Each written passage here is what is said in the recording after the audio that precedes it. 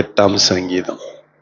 இந்த நாளுக்கான வேத பாடம் சங்கீதம் 128, சாம்ஸ் 128. ஒரு எல்லாம் சேர்ந்து வாசித்துடலாமா? நேரம் இல்லை, எல்லாம் சேர்ந்து வாசித்துடலாம். கர்த்தருக்கு பயந்து அவர் வழிகளில் நடக்கிறவன் எவனோ அவன் பாக்கியவான். உன் கைகளின் பிரயாசத்தை நீ சாப்பிடுவாய், உனக்கு பாக்கியமும் நன்மையும் உண்டாயிருக்கும். உன் வீட்டோரங்களில் கனி தரும் உன் பிள்ளைகள் உன் பந்தியை சுற்றிலும் ஒலிவ மர கன்றுகளை போல் இருப்பார்கள்.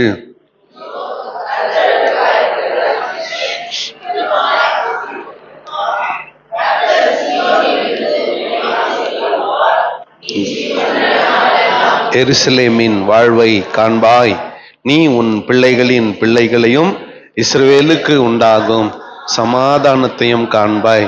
ஆமேன். கைகளை தட்டி ஆண்டவருக்கு ஒரு காணிக்கை இந்த கால வேளையில தெரிவித்துக் கொள்ளலாம். அருமையான ஆண்டவருடைய பிள்ளைகளே, நாம ஒரு உயரத்தை நோக்கி, மலையை நோக்கிய பயணத்தில் இருக்கிறோம். உயரத்தை நோக்கி, மலையை நோக்கி பயணத்தில் இருக்கிறோம்.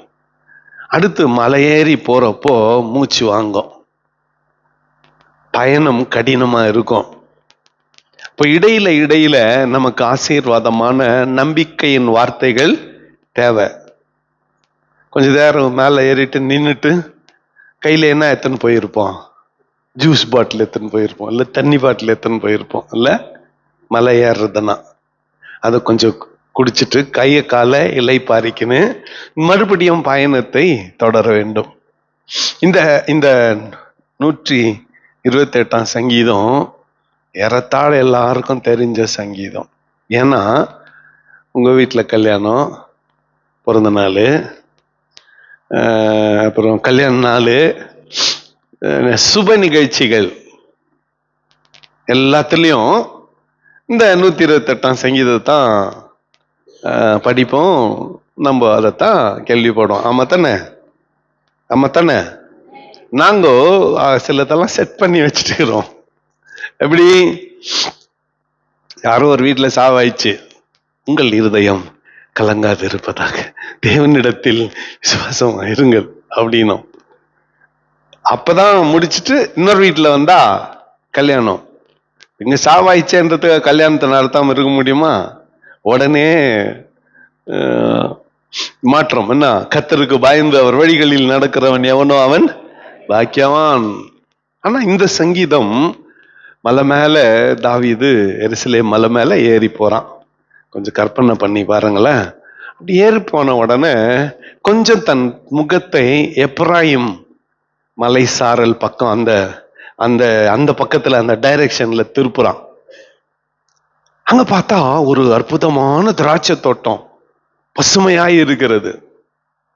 அந்த திராட்சை தோட்டத்துல பக்கத்துல ஒலிவ மரங்கள், ஒலிவ எண்ணெயை தரக்கூடிய ஒலிவ மரங்கள் பசுமையாய் புத்திருக்கிறது. இத ரெண்ட பார்த்தான், இது ரெண்ட கவனிச்சுட்டு இந்த கவிதையை எழுதுகிறான். எப்படி? கர்த்தருக்கு பயந்து அவர் வழிகளில் நடக்கிறவன் எவனோ அவன் பாக்கியவான். ஃபர்ஸ்ட் கர்த்தருக்கு பயப்பட வேண்டும், அவர் வழிகளில் நடக்க வேண்டும். ஆங்கிலத்துல blessed is the man அப்படின்னு சொல்லி இருக்கு, தமிழ்ல பாக்கியவான்னு சொல்லி இருக்கு. சில தமிழ் வார்த்தைகளுக்கு இணையே கிடையாது. ஆங்கிலத்துல blessed ஆசீர்வாதம் சிம்பிளா போயிடுச்சு. பாக்கியவான் அப்படின்னா அது பாக்கியம், அது சிறப்பு, அது மகிமை, அது பெருமை, அது எல்லாத்தையும் உள்ள அடக்கியது அந்த வார்த்தை பாக்கியவான். யாரு? கர்த்தருக்கு பயப்படணும், ரெண்டாவது அவர் வழிகளில் நடக்கணும். இப்படிப்பட்ட ஒரு மனிதன் எப்படிப்பட்டவன்? பாக்கியவான். ரெண்டாவது பாக்கியவான் கிடைக்கிற அடுத்த ஆசீர்வாதம் என்ன தெரியுமா? உன் கைகளின் பிரயாசத்தை நீ சாப்பிடுவாய், உனக்கு பாக்கியமும் நன்மையும் உண்டாயிருக்கு. இது ரெண்டாவது பெரிய ஆசீர்வாதம். எது சொல்லுங்க? நம்ம சம்பாதிச்சத நம்மளே சாப்பிடுறது ஒரு ஆசீர்வாதம். ஆமான்றவங்க ஒரு அலையில சொல்லிடுங்க. சாப்பிடுறது என்ன சொல்லுங்க? ஆசீர்வாதம். ஏன்னா நல்லா இருக்கிறப்பவே எல்லாத்தையும் என்ன பண்ணிடுங்க? சாப்பிட்டுருங்க. அப்புறமா லட்டு சாப்பிடக்கூடாது, கறி சாப்பிடக்கூடாது அப்படின்னு எல்லாம் டாக்டர் சொல்ல போற நாட்கள் வந்து கொண்டு இருக்கிறது. என்ன சொல்லுவான்? காலையில எந்திரிச்சு நடக்கணும்னு போறாங்க. உன் வெயிட்ட 10 கிலோ குறைச்சிட்டு அப்புறம் வான்னு சொல்ல போறாங்க டாக்டருங்க. கறி சாப்பிடக்கூடாது, பால் குடிக்கூடாது, டீ குடிக்கூடாதுன்னு சொல்ல போறாங்க. அதுக்கு முன்னால நல்ல ஞாபகத்துல வச்சுக்கோங்க, நாம கைகளின் பிரயாசத்தை சாப்பிடுறது பெரிய ஆசீர்வாதம். அதனால அன்பு பிள்ளைங்களே, உங்களுக்கு நான் சொல்றேன், கஞ்சத்தனம் பண்ணி சேர்த்து வைக்காதீங்க. கர்த்தர் கொடுத்த ஆசீர்வாதத்தை நல்லா சாப்பிடும். நான் அடிக்கடி சொல்லியிருக்கேன், ஒரு பெரிய பணக்காரர் கேஜிஎஃப்ல மைக்கேல் பாஸ்டர் வந்திருந்தார். அவருக்கு துணி எடுக்க போனோம். அப்ப அந்த மத்தியான சாப்பாட்டுக்கு அவரை அவங்க வீட்டுக்கு கூப்பிட்டான். நானும் கூட போயிருந்தேன். பளிங்கு மாளிகை தான், பயங்கர அற்புதமான வீடு, பெரிய டைனிங் டேபிள், ஸ்வீட் கடையில் இருக்கிற எல்லா ஸ்வீட்டும் அந்த டேபிள்ல இருக்குது. ஏன்னா அவங்களது ஒரு ஸ்வீட் கடைங்குது, எல்லாங்குது. சரி, இப்ப நம்மளுக்கு வெள்ளி தட்டு, வெள்ளி டம்ளர், வெள்ளி ஸ்பூன். நானு பாஸ்டர் மைக்கேல், அந்த கடை ஓனர் 3 பேரும் சாப்பிடுவோம். நம்ம சொல்லணுமா? ஸ்வீட்டை பார்த்த உடனே நம்மளுக்கு கறியெல்லாம் இருக்காது அவங்க வீட. அவங்களுக்கு சப்பாத்தி, எல்லாம் காய் கறி வகைகள் எல்லாத்தையும் நாங்கள் எங்கள் தட்டில் என்ன தேவையோ எடுத்து வச்சுக்கிட்டோம்.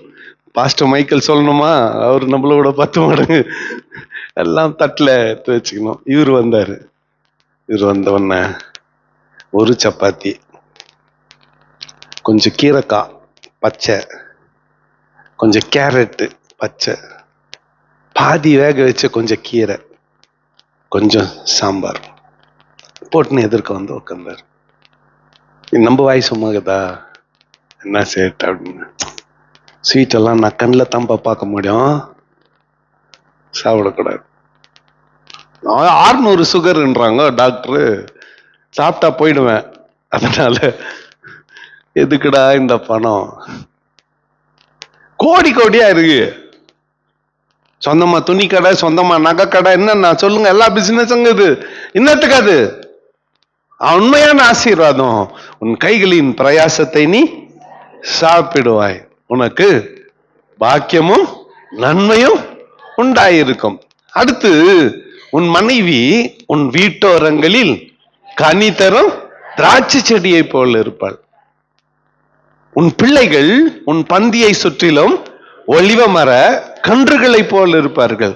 இதுல இருந்து நல்லா தெரியுது, தாவீது இந்த பயணத்துல குடும்பமா போயின்னுக்கிறான்.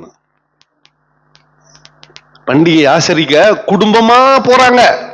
அப்ப மலை ஏறின்னு பாடின்னு போறாங்க. கற்பனை பண்ணிக்கோங்க, மலை ஏறும்போது பாடின்னு போறாங்க, பண்டிகை ஆசரிக்க போறாங்க. அப்போ பக்கத்துல பாக்குறான், உன் மனைவி உன் வீட்டோரங்களில் கனி தரும் திராட்சை செடியை போல் இருப்பாள், உன் பிள்ளைகள் உன் பந்தியை சுற்றிலும் ஒலிவ மர கன்றுகளை போல் இருப்பார்கள். இப்போ இந்த ஒலிவ பழத்தை அறுக்காம சில கண்ணுல சில விதைகள், சில பழங்கள் தப்பிச்சிரும். அடுத்து இலை உதிர் காலம் வந்ததும் இலைகள் அது மேல உதிர்ந்து அந்த பழம் அழுகி வெறும் அதனுடைய விதை மாத்திரம் பூமிக்குள்ள போயிடும். இலை வந்து மூடிடும், பயங்கர வெயில் அடிக்கும், இலைகள் எல்லாம் அப்படியே கருகி எருவாயிடும். மழை வரும். மழை வரும் பொழுது இந்த விதை இருந்த இடத்துல தண்ணீர் பட்டதும் அங்க என்ன, ஒரு புது செடி விளைஞ்சிருக்கும். உன் பிள்ளைகள் உன் பந்தியை சுற்றிலும் எப்படி இருப்பாங்க? ஒலிவ மர கன்றுகளை போல இருப்பார்கள். இதோ கர்த்தருக்கு பயப்படுகிற மனிதன் இவ்விதமாய் ஆசீர்வதிக்கப்படுவான். கர்த்தருக்கு பயப்படுகிற பிள்ளை இப்படியா என்ன பண்ணணும்? ஆசீர்வாதத்தை பெற்றுக்கொள்ள வேண்டும். அடுத்து கர்த்தர் எங்க இருந்து? சியோனிலிருந்து உன்னை ஆசீர்வதிப்பார், நீ ஜீவனுள்ள நாளெல்லாம் எருசலேமின் வாழ்வை காண்பாய். இது ஒரு பெரிய ப்ராமிஸ், ஒரு பெரிய வாக்குத்தத்தம், ஒரு பெரிய கனவு. உங்களில் நம்மிலே அநேகர், ஒரு சிலருக்கு, ரொம்ப சிலருக்கு இது நிறைவேறும் இந்த உலகத்துல. ஐயோ நான் போய் அங்க எருசலேம் போவேன்னா ஒன்னும் வருத்தப்படாதீங்க, நம்ம வாழ்க்கை அங்கத்தான் முடிய போகுது. அப்படி முடிய போகுதுன்றதை விட ஆவிக்குரிய வாழ்க்கை அங்கதான் தொடங்க போகுது. ஆண்டவராகிய இயேசுனுடைய வருகையில நாம தனியா எருசலேமுக்கு போனா நல்லா இருக்காது. நம்மளுக்கு சொந்தக்கார் யாரும் அங்க இல்லை.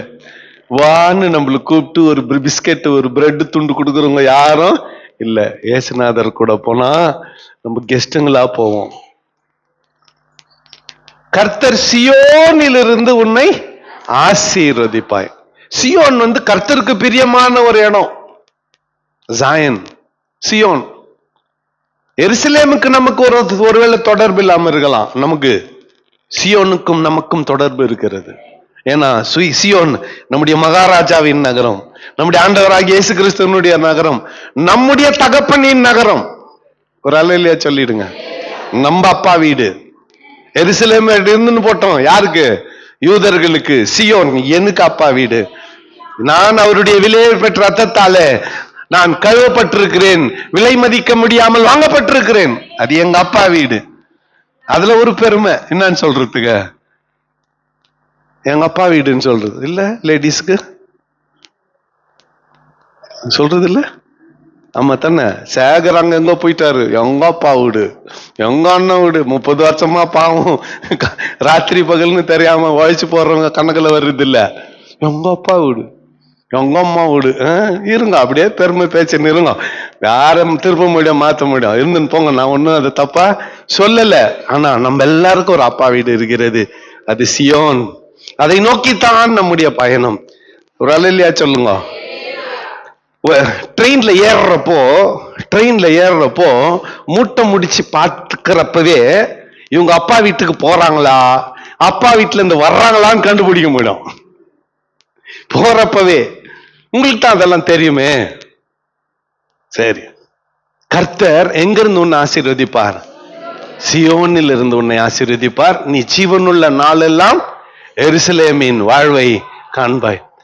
இரண்டாவது ஆண்டவருடைய இரண்டாவது வருகையில இங்கத்தான் தலைநகரமாக கொண்டு 1000 வருட அரசாட்சி நடக்க போகிறது. ஹல்லேலூயா. அப்போ அந்த 1000 வருஷமும் எருசலேமின் வாழ்வை நாம காணும்.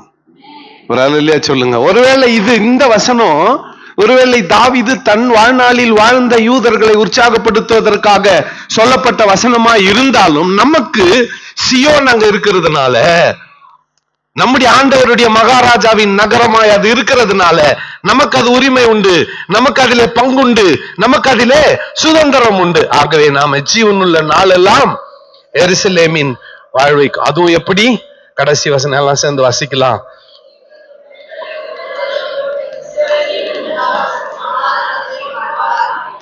இந்த வசனம் நிறைவேறாத மாதிரி தருது. இப்ப சண்டை அங்கதான். எங்க? இஸ்ரவேல்ல காசாக்கும் அம்மாஸ்க்கும் தீவிரவாதிகளுக்கும் சுற்றி சண்டை நடந்துக்குது. ஆனா கர்த்தருடைய வாக்குத்தத்தம் சொல்லுது, நீ உன் பிள்ளைகளையும் இஸ்ரவேலுக்கு உண்டாகும் சமாதானத்தை. கடைசியா கர்த்தர் கிட்டத்தட்ட ஏறத்தாழ 3000-4000 ஆண்டுகள் எப்போ ஆபிரகாம் புறப்பட்டு பதாம் ஆரானுக்கு வந்தானோ, பெயர் சபாக்கு வந்தானோ, அப்பத்துல இருந்தே பிரச்சனை. ஈசாக்கு ஒரு கிணற வெட்டுவான், அவங்க மண்ணு போட்டு மூடிடுவாங்க. இன்னொரு கிணற வெட்டுவான், அங்க வாக்குவாதம் பண்ணுவாங்க.